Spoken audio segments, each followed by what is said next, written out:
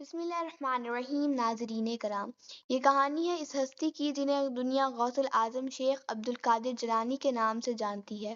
ایک ایسی شخصیت جن کی ولادت سے لے کر جوانی تک ہر لمحہ اللہ کی قدرتوں کا مظہر رہا۔ کہا جاتا ہے کہ آپ کی ولادت 470 ہجری میں ایران کے ایک چھوٹے سے گاؤں جیلان میں ہوئی۔ آپ کی والدہ محترمہ نہایت نیک، پرہیزگار اور عبادت گزار خاتون تھیں۔ وہ ہمیشہ قرآن پڑھتی اور اپنی گود میں آپ کو رکھ کر اللہ کا ذکر کرتی تھی۔ روایت میں آتا ہے کہ آپ کی پیدائش کے وقت ماہ رمضان تھا اور حیرت انگیز طور پر آپ دن کے وقت ماں کا دودھ نہیں پیتے تھے۔ جب سورج غروب ہو جاتا تب ہی دودھ پیتے۔ پورے علاقے کے لوگ تعجب میں پڑ گئے کہ یہ کیسے بچہ ہے جو روزہ داروں کی طرح دن میں دودھ نہیں پیتا۔ یہ اللہ کا ایک خاص اشارہ تھا کہ یہ بچہ عام نہیں بلکہ ولیوں کا سردار بننے والا ہے۔ جب آپ ذرا بڑے ہوئے اور مکتب میں پڑھنے جانے لگے تو ایک دن کا واقعہ بڑا مشہور ہے۔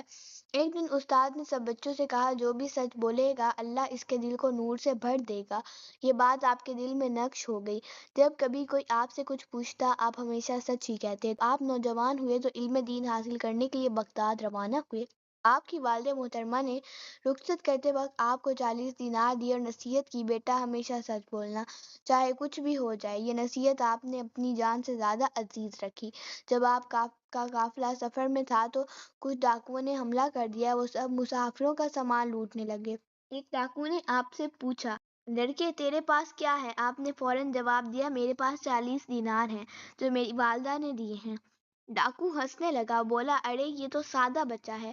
وہ آپ کو اپنے سردار کے پاس لے گیا۔ سردار نے پوچھا، تم نے سچ کیوں بولا؟ تم تو جھوٹ بول کر اپنے پیسے بچا سکتے تھے۔ آپ نے کہا، میری ماں نے کہا تھا کبھی جھوٹ نہ بولنا، اور میں نے وعدہ کیا تھا۔ یہ سن کر ڈاکو سردار کانپ گیا۔ اس نے کہا، ایک بچہ اپنی ماں سے کیا ہوا وعدہ نہیں توڑتا، اور ہم اپنے رب سے کیوں کیے ہوئے وعدے توڑتے ہیں؟